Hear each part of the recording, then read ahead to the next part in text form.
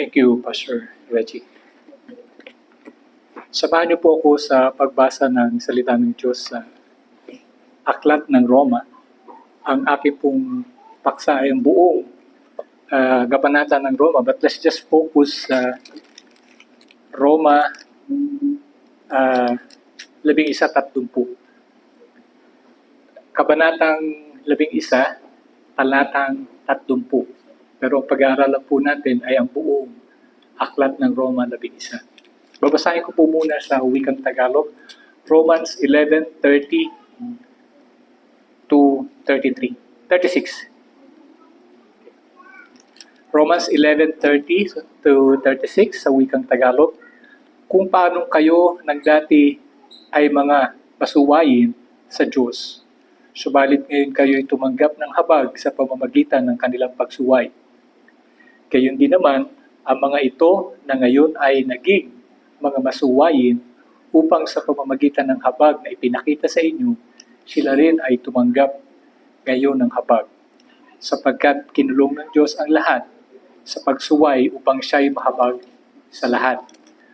O ang kalaliman ng mga kayamanan ng karunungan ng kaalaman ng Diyos, hindi masuri ang mga hatol niya at hindi masiyasat ang kanyang mga daan.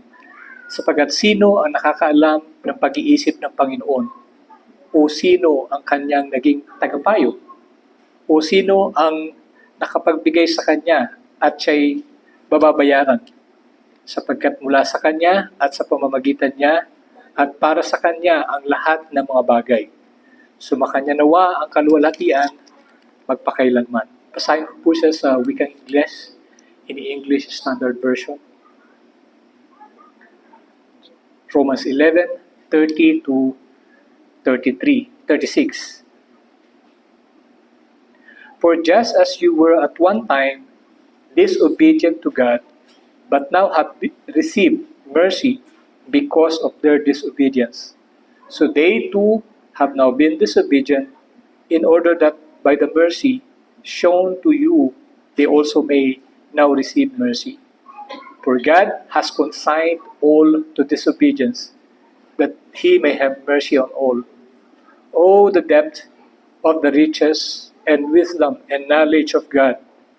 How unsearchable are His judgments, and how inscrutable His ways! For who has known the mind of the Lord? Who has been His counselor?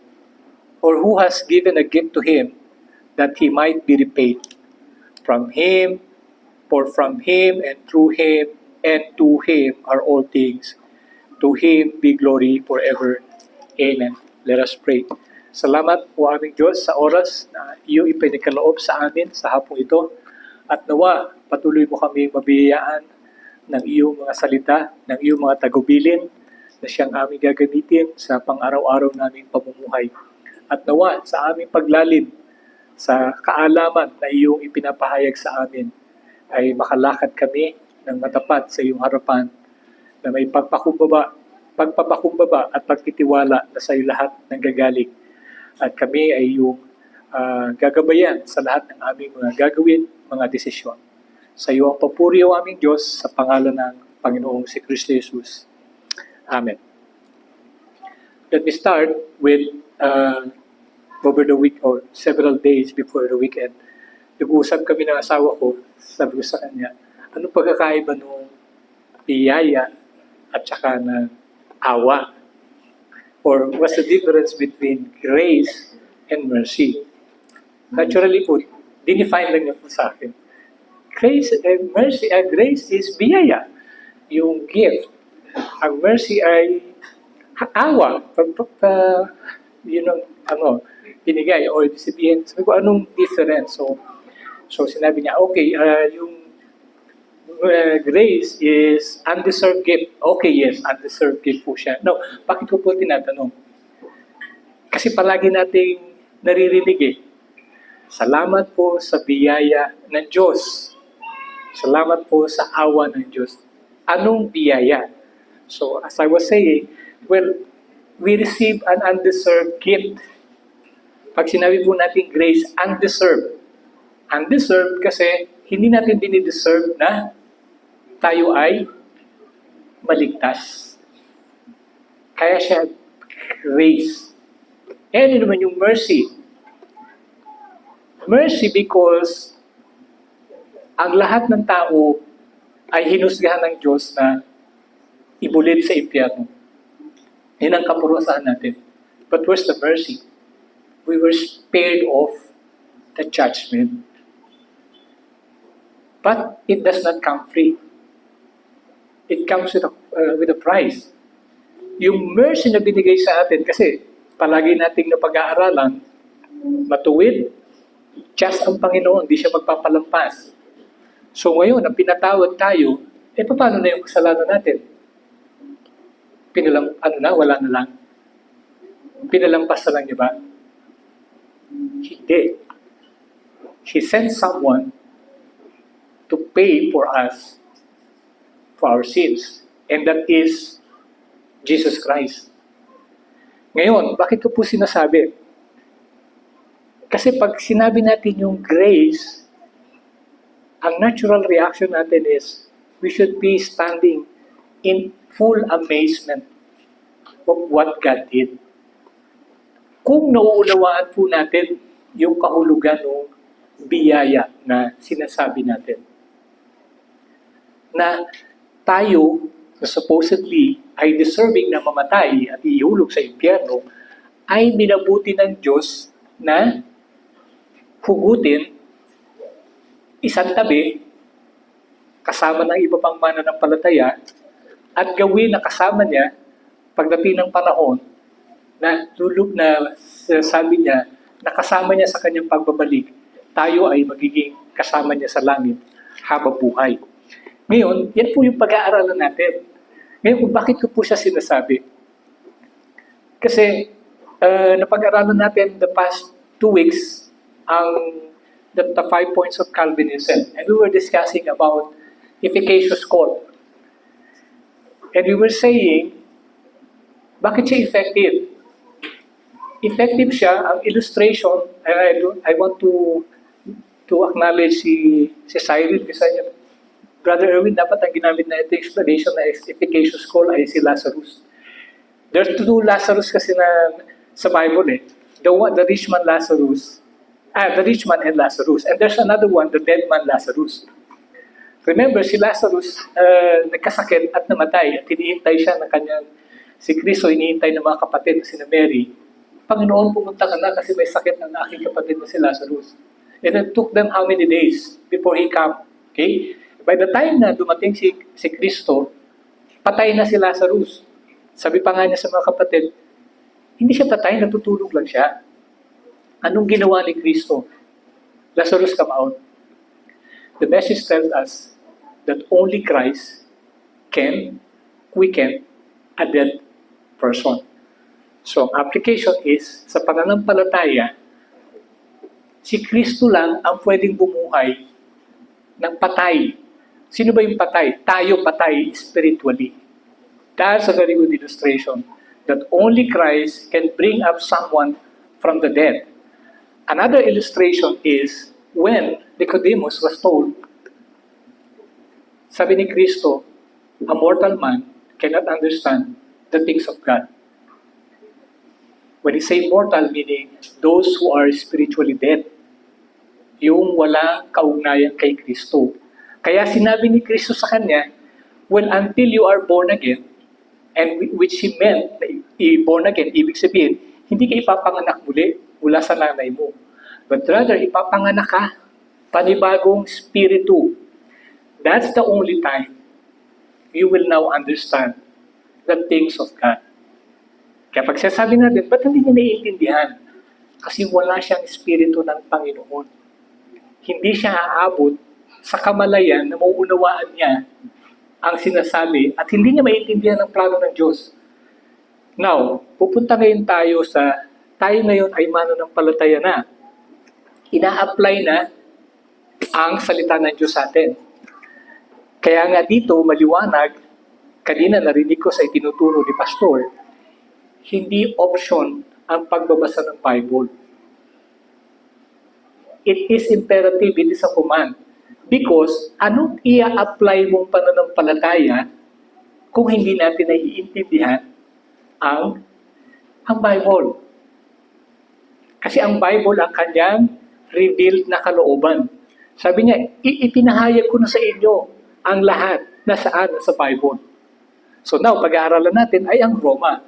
Ang context ng Romans 11 ay ang pagkakaligtas ng lahi ng Israel. Okay? Nabiyak lang po yan sa 4 na bahagi. Ang unang bahagi ay yung 11 verses 1, talatang 1 hanggang 12.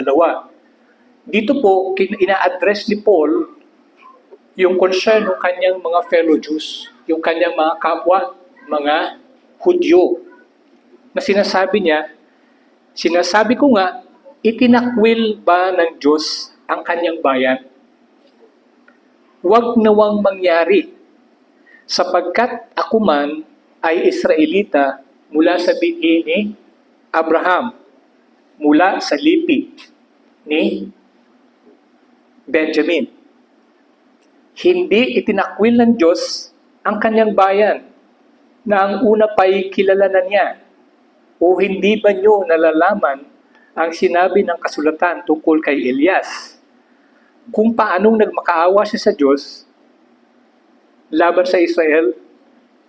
Verse 3, Panginoon, pinatay nila ang iyong mga propeta, giniba nila ang iyong mga dambana, at ako'y naiwang nag-iisa, at tinutugos nila ang aking buhay. Subalit, ano ang sinabi sa kanya ng kasagutan ng Diyos? Nagtira ako para sa akin ng 7,000 lalaki na hindi lumuhod kay Baal. So what is it? Ang sinasabi nito ni Pablo is, bagaman ni-reject ng mga Israelita o ng Israel si Kristo, meron siyang itinira. And ang tanong is, paano nangyari? Paano sila na-reject? Sabi ng Panginoon, sila ay sa verse 8, sila ay binigyan ng spirit of stupor. Pag stupor po, pagka sinabing sa hospital, pag dumating kayo ay sinabing stuporous. Alam ni Cyril, stuporous.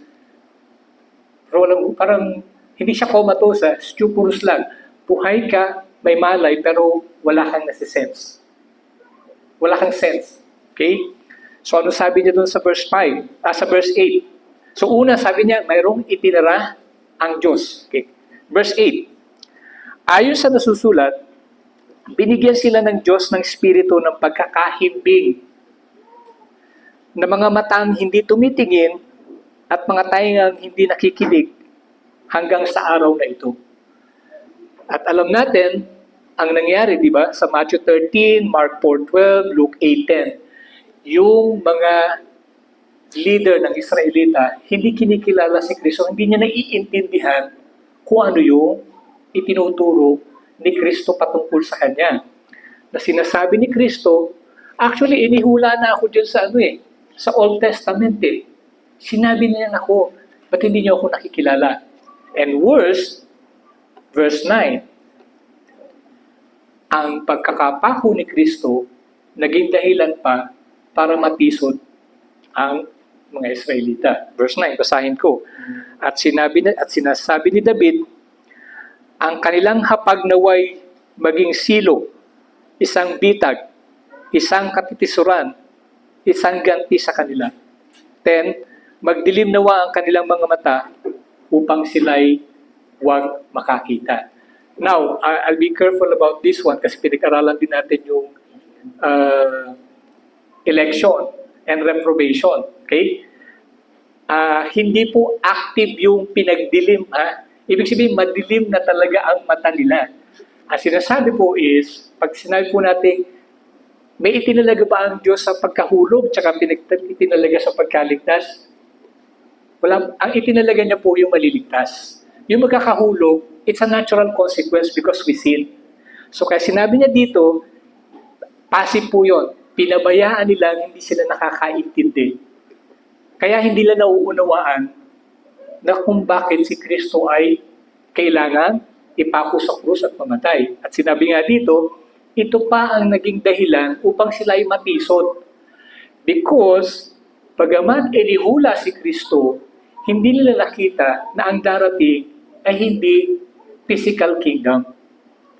Ang parating ay spiritual kingdom. We're talking here of Christ redeeming the elect.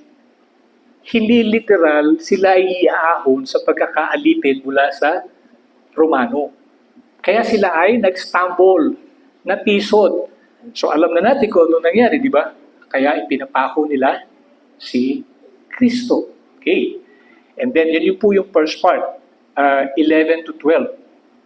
And then, sabi dito, yung pagkakatisod ng mga Israelita, dahil natisod sila, hindi naniniwala sila kay Kristo, anong ginawa nila sa lahat ng tagasunod ni Kristo? Pinersecute nila ang lahat ng tagasunod ni Kristo. At the time, hindi pa po Christian ang tawag doon. They call it the way. Ang lahat ng tagasunod ni Kristo ay nangalat. Nagpulasan, umalis sa Israel. And in fact, one is Paul. Although si Paul came in at a later date. But yung original na 12, yung 11, kasi nawala yung isa eh. So ngayon, yung sinugong 12, sila po ay nangawala. Lumabas. Saan po sila napunta? Sila ay napunta sa mga hintil. Napunta sila sa mga hintil. Sinasabi sa verse 11, hindi sila nastisod para sila ay mahulog. Basahin ko po yung verse 11. Sinasabi ko nga, natisod ba sila upang mahulog? Huwag nawang mangyari. Subalit, sa pagkakahulog nila'y dumating ang kaligtasan sa mga hintil upang pukawin sila sa paninibugho. Okay, so what happened? So nangalat yung mga tagasunod, napunta sa hintil. And then, they preach the gospel to the Gentiles. Anong sinasabi po dito sa atin? Itinulot ng Diyos na sila ay mag-stumble, matisod, at kahabuian si Kristo upang ang Ebanghelyo ay umabot sa atin ngayon. Nakikita niyo yung working ng ating Panginoon sa kaligtasan. Pinili niya ang bayang Israel. They are the chosen ones. Nandun ang oracle of God, the 10 commandments, all the tradition and everything. All the blessings. At the time, the Gentiles were what? Outcasts. Lahat na nasa labas ng Israel, outcasts. Walang blessing ng Panginoon. Only Israel has the blessing. In fact, pinatalsik pa nga nila, di ba? Ang mga nakatira at the time sa Israel or sa Canaan. Now, dumating tayo ngayon, napunta na tayo ngayon dito sa New Testament. So, ibig sabihin, mahabang panahon, ipinapakita ni Kristo kung paano ginamit niya ang bayang Israel para ang Ebanghelyo ay dumating sa mga hintil na katulad natin. Kaya sinabi natin na undeserved grace, undeserved gift. We were not supposed to be part of the Israelites.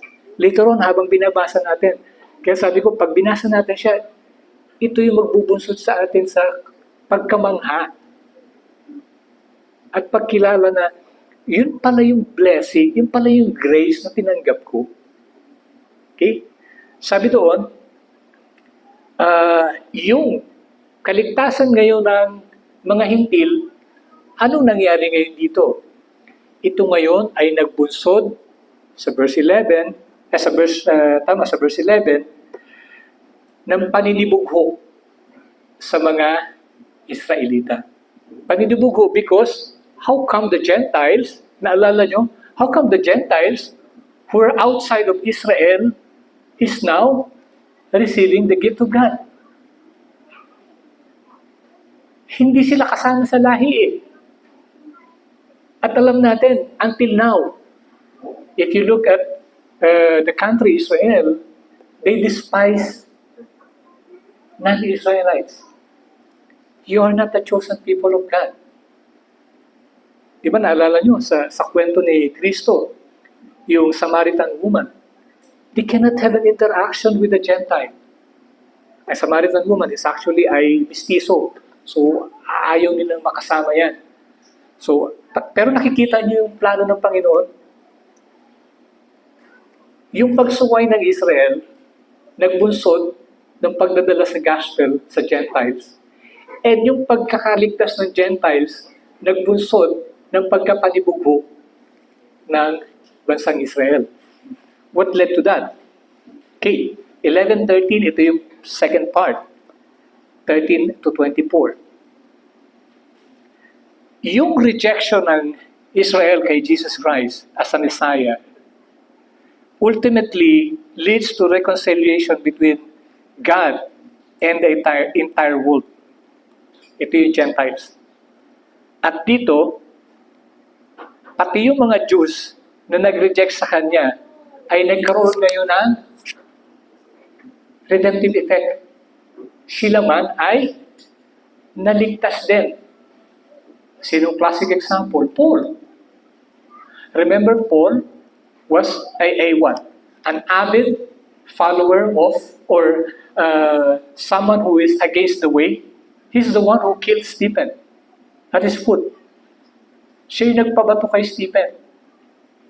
But ultimately, the gospel that reached the Gentiles has led to the Israelites being saved themselves. Okay. So sinasabi doon na sa 25 to 32, at sinabi pagdating ng 25, no verse 26, basahin ko, sorry. Verse 26, sa ganoon, ang buong Israel ay maliligtas gaya ng nasusulat. Lalabas mula sa Zion ang tagapagligtas, ihiwalay niya ang kasamaan mula sa Jacob.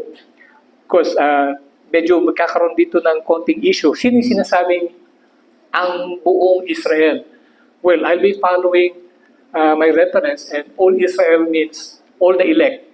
Because naniniwala tayo na ang spiritual, ang Israel na tinatawag is yung spiritual Israel. It's not the Israel itself. But of course, ito ngayon ay composed na ng the Jew and the Gentiles. Magkasama na po yan. Yan po ang sinasabi doon. At dito sinasabi niya na wala na siyang pinipili. Whether ethnic Israel yan or Gentiles. At dito sa from 11:25 to 32, sinasabi dito is kung papaano magkakaroon ng widespread salvation to the Jewish people. Magkakaroon ng maraming mga maliligtas na mga Hudyo.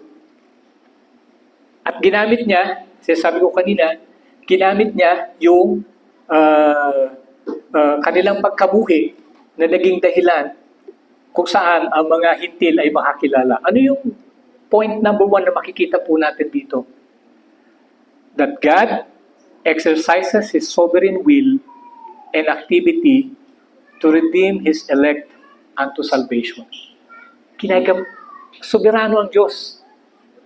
So walang makakapagsabi bakit kami naligtas? Kasi yan ang soberanong kalooban ng Diyos. Pangalawa, sabi niya, exercise His sovereign activity. From the time that pinili niya si Abraham at the time Jesus came, yun ang kanyang paggawa. Binabasa natin ng Old Testament, it's all about Israel, it's all about Israel. Then comes New Testament, here comes now the Gentiles. So nakikita niyo yung kanyang pagkilos. At sabi dun sa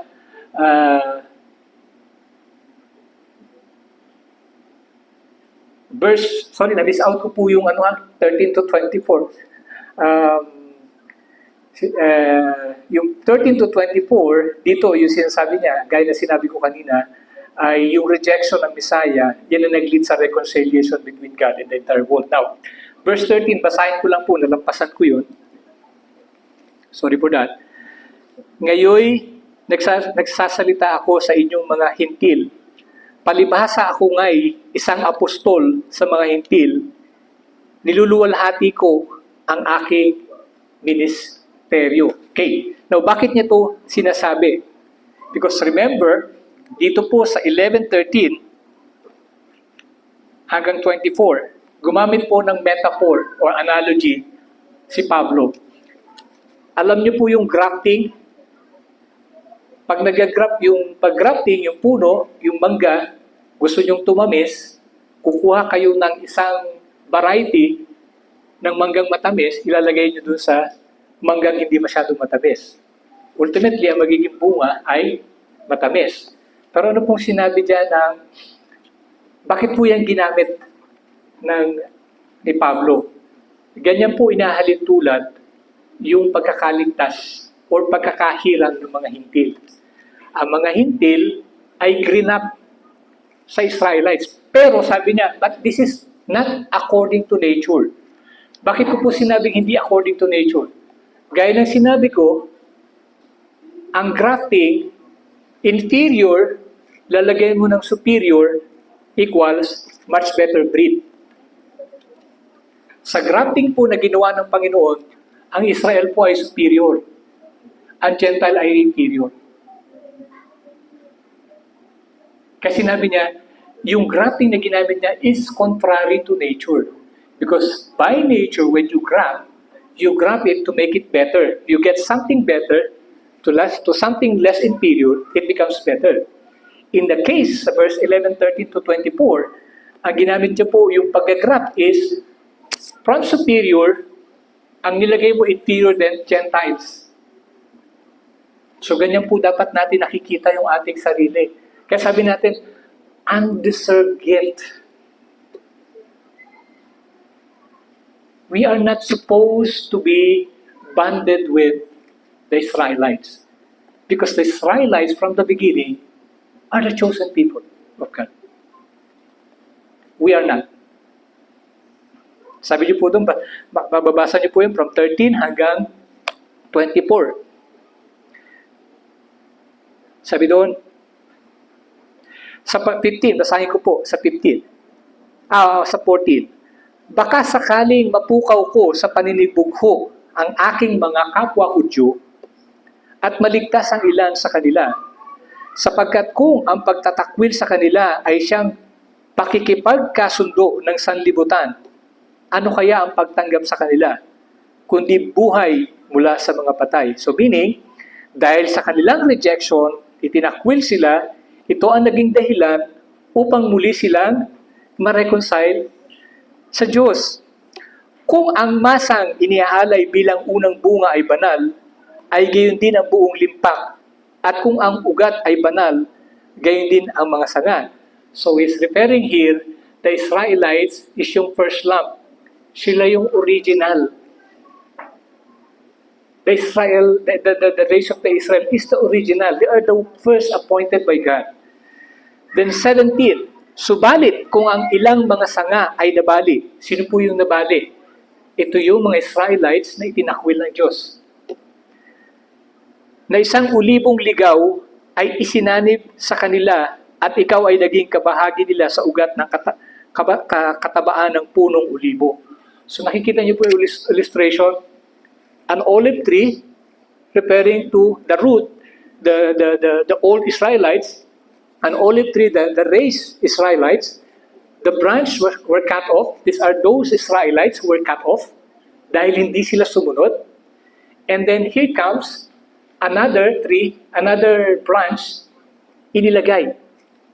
Kaya sinasabi niya, subalit kung ilang mga sanga ay nabali at ikaw na isang ulibong, nire-refer sa atin, ang Gentile ay ulibong ligaw, a wild olive tree, ay isinanib sa kanila at ikaw ay naging kabahagi nila sa ugat ng katapatan ng buong ulibo. As sabi dito, verse 18, huwag kang magmalaki sa mga Israelita. Huwag kang magmalaki sa mga sanga. Ngunit kung magmamalaki ka, alalahanin mong hindi ikaw ang nagdadala sa ugat, kundi ang ugat na nagdadala sa iyo. So what's referring to is you have no right as Gentiles to look down on the Israelites because it was them in the first place who were the chosen people of God. But because of the grace and mercy of God, dahil sa pagkakatisod ng mga Israelita, tayo ngayon ay ikinabit, naging kabahagi. At ngayon tayo tinatawag na Israel. Kabuuan, ibig sabihin tayo ng mga ligtas, karamihan. At ang tinatawag na ligtas ay sasabi natin, both the Gentiles and the Israelites. So dito sa verse 22, tingnan mo nga ang kabaitan at ang kabagsikan ng Diyos. Sa mga nahulog ay kabagsikan, ngunit sa iyo ay ang kabaitan ng Diyos kung mananatili ka sa kanyang kabaitan. Kung hindi, ikaw man ay puputulin. So kaya winawarn ni Paul, don't look down on them. Because just like them, they are the chosen people of God. When they sin, kinat off sila. Then all of us here, Gentiles, kung tayo ay hindi susunod, mananatili sa biyaya na binigay sa atin ng Diyos, tayo man ay puputulin, itatapon. So, napakaganda po ng illustration, di ba? So then, ang point number 2 ko is, God requires us to remain dependent on Him as we wait for the fullness of our salvation. Yan naman po yung 11:25 hanggang 11:33. Ito po yung kanina. Pasensya na lumaktaw ako dito. Yung 11:25 to 32, dito ay pinapakita ni Pablo ang lugar ng lipi ng Israel sa kanyang kabuuang plano ng pagliligtas at ang kanyang pag-restore sa lipi ng Israel pagdating ng panahon. Ano pong sinasabi dito sa verse 25? Upang kayo'y huwag magmarunong sa inyong sarili, mga kapatid, nais kong malaman ninyo ang hiwagang ito. He's referring to the Gentiles. Na ang pagmamatigas ay nangyari sa isang bahagi ng Israel hanggang makapasok ang buong bilang ng mga Hentil. So meaning, this rejection of the Israel leads to the gospel reaching to the Gentiles and magpapatuloy ang pagbabahagi ng gospel sa mga Gentiles up until yung enough number ng Israelites ay maligtas. Sa ganoon, 26, ang buong Israel ay maliligtas gaya ng nasusulat. Lalabas mula sa Sion ang tagapagligtas, ihiwalay niya ang kasamaan mula sa Jacob. 27, at ito ang aking tipan sa kanila. Kapag inalis ko ang kanilang mga kasalanan, ito na po yung kanyang pagpapatawad, tinawag niya na. Then, tatalon po ako sa 29, sapagkat ang mga kaloob at ang pagtawag ng Diyos ay hindi nagbabago.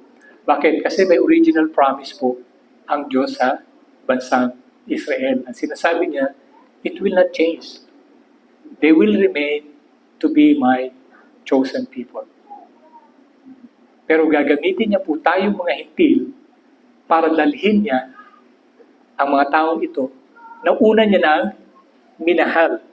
And then darating po tayo dun sa pinakahuling bahagi, 33 to 36, na sinasummarize ni Pablo kung papaano ang Diyos ay pinaiiral niya ang kanyang kabuuang plano sa pagliligtas. At sa pagpapairal niya po ng kanyang pagliligtas, ay ipinapakita niya ng maliwanag, majestically, in grandeur. Ano po yung kanya pong ipinapakita? Number 1, kanyang sovereign will. Number 2, kanyang sovereign activity. And number 3, kanyang sovereign glory. In the end, unang-una, ipatutupad niya po ang kanyang kalooban. Kahit ano pong mangyari, gagawin niya yan. So ano pong pwedeng maitulak sa atin dyan? Number 1, sa application. Kung ipatutupad pala ng Diyos ang plano niya, anong role natin?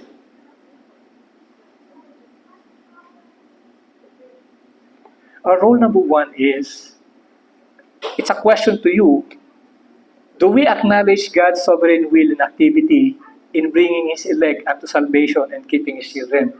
So anong role natin? Our role is simply to evangelize and to do the mission. On how He is going to bring all the elect unto salvation is not our business anymore. Hindi na natin concern yun. So kaya sinasabi kanina ni Pastor Reggie, it's not an option to evangelize. It is a command. Wherever we go, we share the gospel. Why? What will bring us to that? Because of the realization that we receive a gift that we do not deserve. We are not part of the original race, and yet God engrafted us, isinama tayo, sa magpupuri sa Kanya pagdating ng panahon, kasama ng mga pinili niya, na originally ay ang lahi ng Israel. And mission, that's our job. So, yun ang una pong challenge sa atin. Yung evangelism, personal po yan, ha? It can be done corporately, but more importantly, it is a personal evangelism. How do we do evangelism? The sharing of the gospel and our testimony. How do we, one, share the gospel inside the house? And how do we maintain our testimony as a Christian? And number 2 is yung mission, syempre. Ito mission, we can, some of us may be the one actively going to the mission, but sometimes we'll just be supporting the mission. We'll just be funding the mission. We'll just be praying for the mission. Again, this is not an option. This is a command. We either go directly and be part of the mission. We can be a supporter through prayer and through funding in our small way. Then, sabi natin, kailangan tayong manatili sa Kanya. Basahin ko po yung Isaiah 40:13.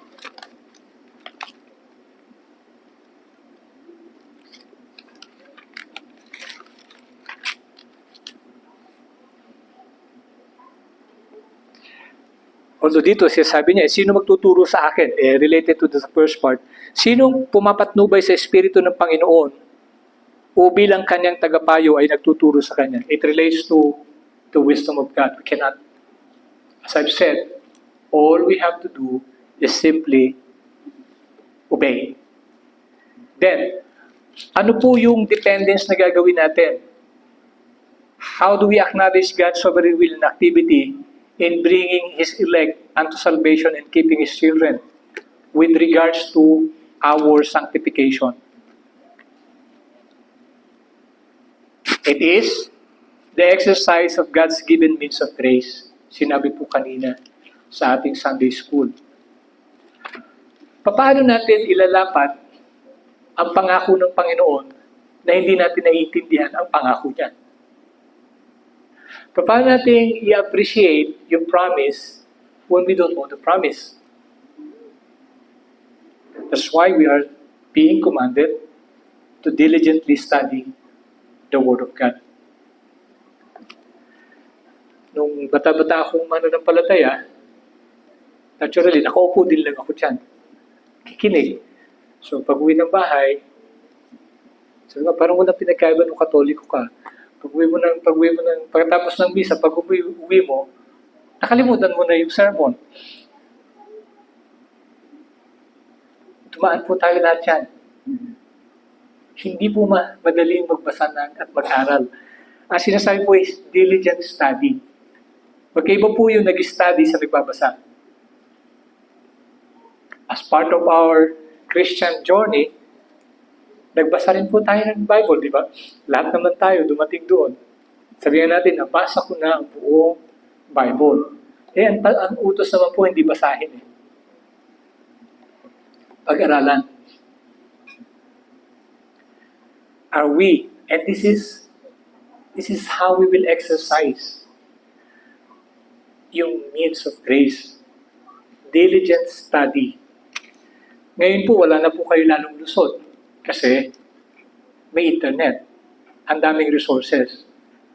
Hindi na rin po kayo mahihirapan kasi ilalagay nyo lang po sa Google search, Reformed Doctrine. So lalabas po lahat ang Reformed Theology. Nung araw, hindi po yun. Magre-research ka, ang daming babasahin. And before you know it, ay Armenian pala yung binabasa ko. Now, hindi na po. Number 2, prayer and meditation. When we say prayer, is we are communing with God. But how many times, and human as we are, and I am also guilty, how many times we bring our plans to God through prayer? Mostly, tatakbo na tayo, tapos saka natin pag-pray. By the way, Lord, ito nga pala yung ano ko. And then, ang Panginoon ngayon naging utusan. Sabi natin, point number 1 is that ang truth natin is God exercises His sovereign will and activity. Ini-exercise niya yung kanyang soberanong kalooban at gawa. Ngayon, paano ka susunod sa sovereign kalooban na hindi mo alam ang kalooban? The Bible tells us the will of God. And then, number 2 is we put it in prayer so that God will bless our plans and meditation. Mahirap po, di ba? Mahirap po siya. Kasi meditating means, uupo ka, babasahin mo yung promise, yung salita ng Diyos, tatanungin mo, saan ba ito na-apply sa aking buhay? Or, it's the other way around, mananalangin ka, titinan mo yung nangyari sa buhay mo, at hahanapin mo sa Biblia yung pangako ng Diyos. That's meditation. Kaya sinabi ko doon sa prayer meeting, I have to leave the corporate. I can sympathize with those people who are working. Imagine, 2 hours papasok. So, ibig sabihin, kung nakatira ka sa Antipolo, 2 hours ang biyahe, alas 8 ang pasok, alas 6 ka alis. Anong oras ka gigising? Di ba pwedeng 6? 5. So, 3 hours. Lalabas po kayo ng alas 5. 3 hours ulit. Darating ka ng alas 8. How does it feel coming home from work? It's so draining. Pagod siya. Mahirap siya. Pagod ka na, antok ka na. Kaya gagawin mo, mag-aaral ka ng salita ng Diyos, nakahiga, ang Bible nasa dibdib. Before you know it, it's morning. Lord, patawad po. But that's what we are being commanded. And what we're saying is, if we fully understood the gift that we receive, ito yung magdadala sa atin eh. Ito yung magbubunsod sa atin sa pagsunod. Kasi sabi niya, even the will to follow comes from God. Pero, another exercise po na pwede nyo tanungin. Inuulit-ulit ko po, no? Ano ang susundin yung katotohanan kung hindi nyo alam yung Bible? Kaya hindi po siya lumalapat sa puso natin. Kaya parang sabi natin, parang yung sinasabi niya hindi ko naiintindihan. Kasi we don't know the promise. We don't know the word. And then the worst thing is, if we encounter the problem, we don't go to the Bible and pray to God. Kanino tayo pupunta? Mag-open up sa kaibigan, mali pa yung nakuha mong advice. Mali pa yung napuntahan mo. Hindi pa biblical. And it add insult to your current situation. So, mga kapatid, tinaanan po natin lahat yan. You feel like a loser. You feel like, nasaan ang Diyos? Nung nandiyan lang siya, ikaw lang yung lumayo sa Kanya. Third, preaching of the Word of God. We don't miss the Sunday. This where the Word of God is being preached. Kung nahihirapan kang mag-aral, ito tinuturo na nga. Iniisa-isa na nga sa inyo. Binibiyak-biyak na. So, kapag naging absent pa tayo, malaking kasalanan na yon. O mas matindi, nandiyan naman tayo physically, but our minds are wandering. Mahirap po, di ba? Makasalanan talaga tayo. Lumulutang yung utak natin. Sabi, ang haba naman niya mag-preach. Hindi ko na maintindihan. Ang gulo-gulo pa. Kasalanan pa ngayon ng preacher. Supposedly, tinuturo na nga lang sa kanya. Sabi ko sa'yo, mag-aral ka na lang kaya. Hindi mo rin naman magawa. Yan po yung mga katotohanan. Attend tayo and then we put our heart here. Kaya na ako, nung palagi pinag-uusapan, sinishare ko dun sa Cambodia, ayaw namin titipirin yung pastor. Kasi alam mo, karamihan ng missionary, ang liit ng bayad. At yung iba, they are putting up their own money. Kasi bakit? Pagpunta mo ng Sunday, yung lugaw yung tuturo at matututunan mo. Tapos sa pagalita yung pastor, hindi mo naman siya sinusupport. So, yan po yung mga challenges, yung mga practical application. And then lastly, worship and fellowship with the brethren. Again, ito po application, paano nilalapat yung salita. Kasi that's where we are struggling. We keep saying grace, grace, grace. Pag tinanong mo, anong grace? Wala. Salamat po sa biyaya ng Panginoon. Anong biyaya? Biyaya ng Panginoon na tayo ngayon ay nandito, dinala tayo, wala tayong sakit. Otherwise, if without the grace of God, we should not be here, we should be in our bed, at nakaratay sa banig. Yun ang biyaya. Of course, the biggest gift is of course salvation. Pero after the salvation, merong utos ang Panginoon.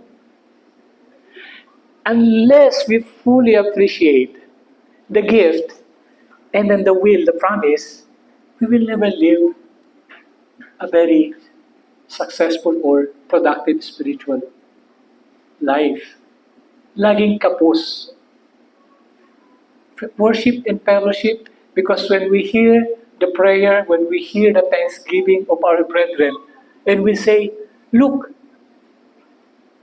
si kapatid sinagot yung panalangin. Si kapatid ganito na siya.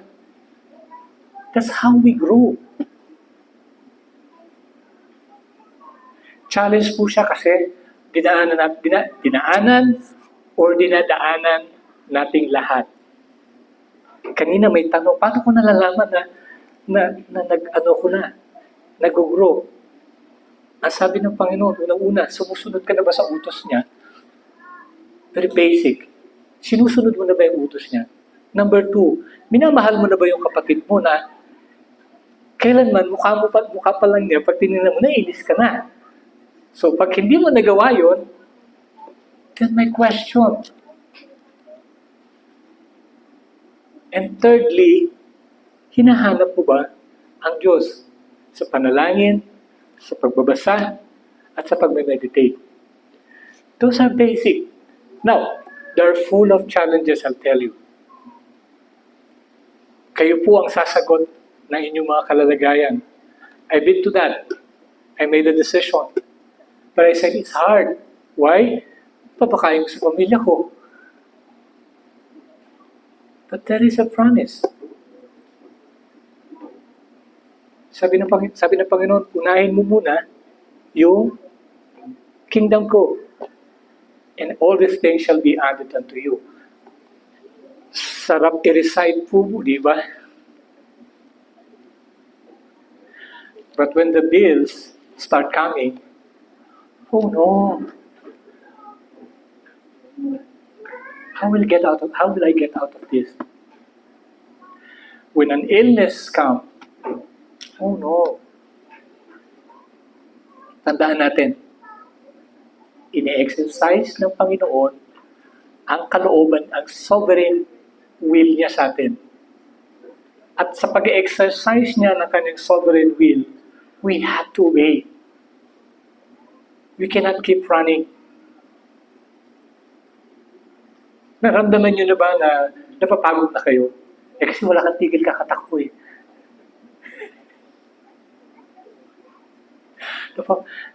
May sinasabi ang Diyos sa'yo, pero you keep running. You have never obeyed. Pero sabi ng Diyos, hindi kita palalampasin until natutunan mo yan. Is that happening in our life? Mga kapatid, ang linaw po ng Romans 11. It tells us about how God brings salvation unto both races, using the chosen people to reach the gospel to the Gentiles, and using the Gentiles to provoke the chosen people to go back to God. Pag binasa nyo, di ba, yun yung story, yun pala yung story. Kaya pala may Israel. Katanong ko, bakit yung buong Old Testament puro Israel? Why I keep on reading Israel, Israel, Israel? And yet, pagdating ni Christ, tumalikod kay Christ, it was God's plan. Kung hindi sila tumalikod, walang gospel sa Gentiles. So pag tinignan po natin, ganun po tayo mamamangha. Kaya ang sabi niya, sa 33 to 36, o ang kalaliman ng mga kayamanan, ng karunungan, ng kaalaman ng Diyos. Hindi masuri ang mga hatol niya at hindi masiyasat ang kanyang mga daan. Because His ways will not always be our ways. It will always be different. Sapagkat sino ang nakakaalam ng pag-iisip ng Panginoon? O sino ang kanyang tagapayo? O sino ang tagapagbigay? Ang nakapagbigay sa kanya, na sa kanya, at siya'y mabayaran. Sapagkat mula sa kanya, at sa pamamagitan niya, at para sa kanya, ang lahat ay ng mga bagay ay nangyayari. Kaya nga, sa huli, ang masasabi lang natin, Amen. Bless you, O Lord. Amen. The reason why I am here, the reason you are here, breathing, is because of Him. Amen. The reason why we are going through this trial or success is because of Him. He is perfecting something in us. And He is asking us to fully depend on Him. With that, let's close in prayer. Ama namin Diyos, salamat sa munting oras muli na aming ginugol. Mayaman ang salita mo. Payak at madaling intindihin, lalo na nga sa aming nakakilala na sa iyo at pinapanahanan ng banal na Espiritu. Gayon din naman ang hamon namin sa mga hindi pa nakakakilala sa iyo. Ama, hipuin mo nawa ang puso ng aming mga mahal sa buhay sa pamamagitan ng mensahe ng mabuting balita na aming dinadala sa kanila, sa pamamagitan ng aming mga patutuo, na makita nila kung paanong ikaw ay kumikilos sa aming mga buhay at ginagamit mo kami upang ang mabuting balita ay umabot din sa kanila. Gaya ng sinabi mo sa aklat ng Roma, hindi kailanman maliligtas ang mga hintil nang hindi nakarating sa kanila ang gospel na na-reject ng lipi ng Israel. Sa iyo papuri ang aming Diyos sa pangalan ng Panginoon si Kristo Jesus. Amen.